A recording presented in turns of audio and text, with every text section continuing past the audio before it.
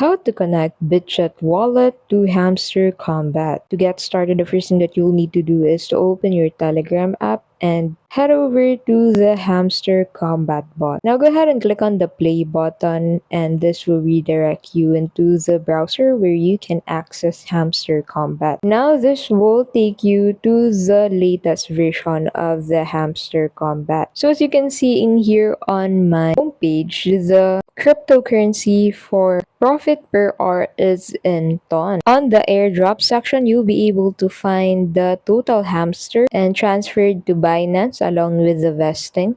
You can view your tokens in this section and your progress on the application. Now, go ahead and head over to the withdrawal section. In this section, you're supposed to find all of the crypto application where you can connect your Hamster Kombat account. But due to the current update of Hamster Kombat, this section is still under construction for the application. So currently, you can't connect a new cryptocurrency account in the Hamster Kombat application.